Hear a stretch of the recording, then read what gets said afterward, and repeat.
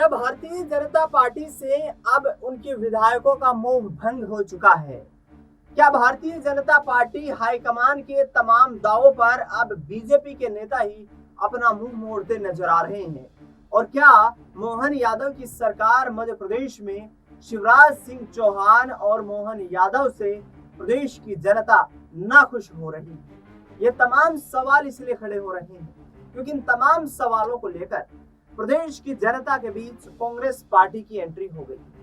जीतू पटवारी ने कहा कि 2023 में जो विधानसभा के चुनाव हुए, उन विधानसभा चुनाव में कांग्रेस पार्टी को हार का सामना करना पड़ा। लिहाजा अब आम लोगों के मन में ये सवाल था कि कांग्रेस पार्टी का क्या हश्र होगा। उसके 6 महीने के बाद ही लोकसभा के नतीजे सामने आए और लोकसभा के नतीजे सामने आने के बाद कांग्रेस पार्टी को मध्य प्रदेश में तमाम 29 लोकसभा सीटों पर हार का सामना करना पड़ा।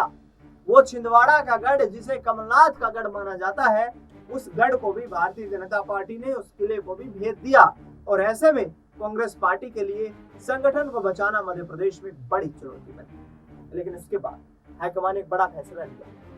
पूर्व कैबिनेट मंत्री राउत से पूर्व विधायक रहे जीतू पटवारी को संगठन की जिम्मेदारी सौंपी।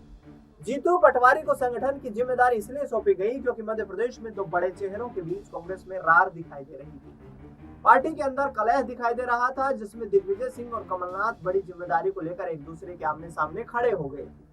लिहाजा जीतू पटवारी को जिम्मेदारी दी गई। युवा चेहरा होने के नाते करीब 1 साल से अधिक वक्त गुजर चुका है और अब जीतू पटवारी कांग्रेस पार्टी के संगठन को मजबूत करने को लेकर जुट चुके हैं।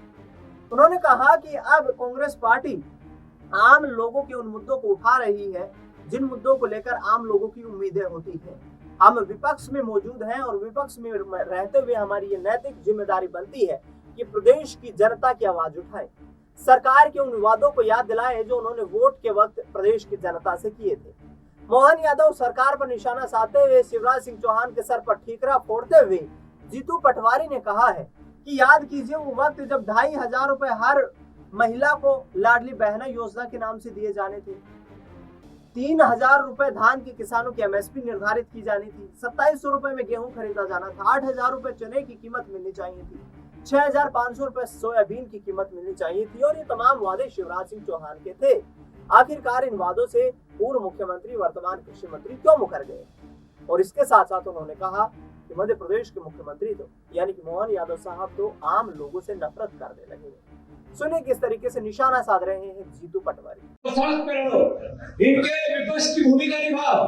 मुझे जब से ये जिम्मेदारी मिली, मैं कांग्रेस जनों परिवार के साथियों बहुत हम्बल विनम्र में आपको बताना चाहता हूँ, जब से मुझे ये जिम्मेदारी मिली मैंने एक दिन भी छुट्टी मिली, एक दिन भी कांग्रेस पार्टी को उत्थान और उसकी वैभव फिर से लौटे इस प्रयास में एक मिनट भी नहीं गवाया। आज एक 13 महीने के आसपास 12 महीने के आसपास मुझे ये जिम्मेवारी संभालते हुए हुई थी। जब विधानसभा और लोकसभा हारे तो लोगों में प्रश्न लग गया कांग्रेस का क्या होगा, कैसे करेंगे, बचेगी कि नहीं बचेगी, कौन आगे आएगा, कैसा होगा, कई सवाल।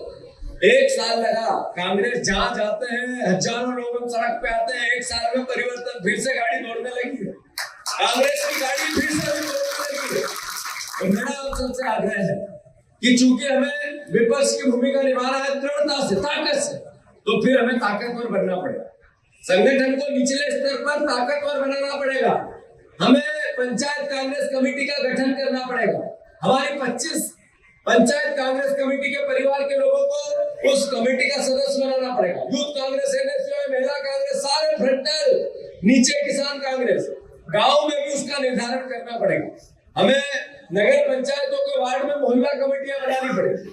जो हमारे ब्लॉक अध्यक्ष है 3 साल से ज्यादा हो गए हैं, तो फिर नए को मौका देना पड़ेगा और जिसने अच्छा काम किया उसको आगे ले जाना पड़ेगा। जो परिवार के साथी 45 साल की उम्र के आसपास नए लोगों को भी अवसर देना पड़ेगा, विचार में भी परिवर्तन लाना पड़ेगा, तब जाकर कांग्रेस पार्टी पुराना वैभव, डंके की चोट 100% 4 साल बाद मध्य प्रदेश की विधानसभा पे झंडा लगाएगा। साथियों, हमें चूंकि मैंने कहा विपक्ष में हमारा दायित्व है लगातार जनता की आवाज को उठाते हैं। भारतीय जनता पार्टी और संरक्षण एक दूसरे के पर्याय है। भारतीय जनता पार्टी और डकैती एक दूसरे के पर्याय है। भारतीय जनता पार्टी और भ्रष्टाचार, ऐसा भ्रष्टाचार सुना नहीं होगा, ऐसा भ्रष्टाचार सुना नहीं होगा।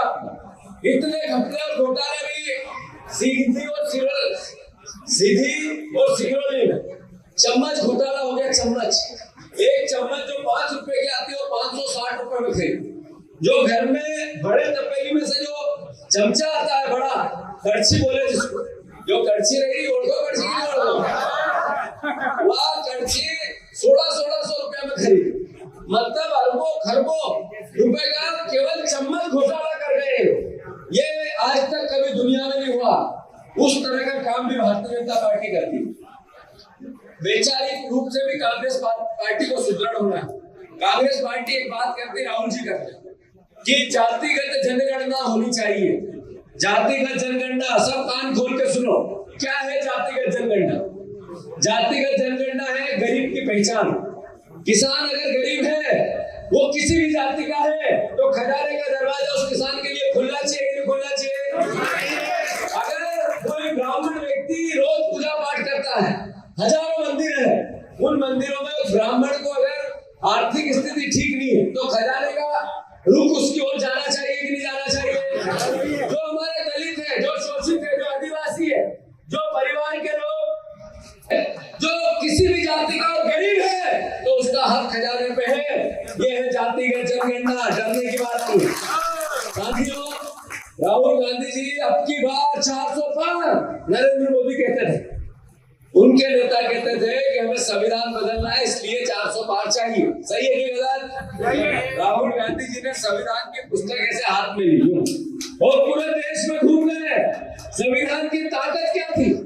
अब की बार 400 पार 240 पे अटक गई कि नहीं अटक गई? तो इस संविधान की ताकत है। इसकी बार बार अवहेलना बीजेपी करती, बार बार इस पर प्रश्न उठाती, बार बार आरक्षण में प्रश्न उठाती, सवाल पूछती है कि आरक्षण इतने साल हो गए बंद क्यों नहीं हो रहा है? इसलिए नहीं हो रहा है कि जो आरक्षित वर्ग है आज भी गरीब है। इसलिए नहीं हो रहा है कि ओबीसी के लोगों को आज भी वो ताकत नहीं मिल पाई है जो इस देश उनका हक और अधिकार था। इसलिए कि गरीब आदमी का अगर आपको न्याय करना है तो फिर संविधान को ताकतवर बनाना पड़ेगा। अरे आपने बार बार संविधान पे प्रश्न चिन्ह उठाए, आपने आरक्षण पे उठाए, आपने गांधी जी पे उठाए, अब अम्बेडकर का अपमान करते हैं। मैं साथियों निवेदन करना चाहता हूँ, 27 तारीख के दिन मऊ में बाबा साहब अम्बेडकर का जो अपमान अमित शाह जी ने किया, उसके खिलाफ और 1 साल लगातार कांग्रेस पार्टी मोहल्ले मोहल्ले घर घर जाए, गांव गांव जाए। इसकी शुरुआत 2025 का साल संगठन संघर्ष पर्व के रूप में कांग्रेस पार्टी बनाएगी। मैं आप लोगों से प्रार्थना करना चाहता हूं, उसकी शुरुआत है मऊ से।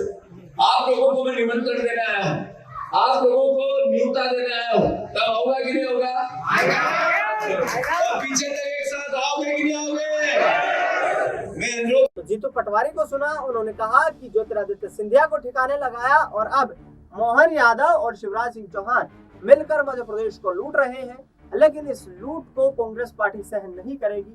आगामी वक्त में बहुत कम वक्त हमारे पास बचा है, जिसमें उन्होंने कहा कि 4 सालों में हमें संगठन को इतना मजबूत करना है कि कांग्रेस पार्टी मध्य प्रदेश में सत्ता में वापसी कर सके। फिलहाल इस खास कार्यक्रम में इतना ही। देश दुनिया की तमाम बड़ी खबरों के लिए आप देखते रहिए SPN9।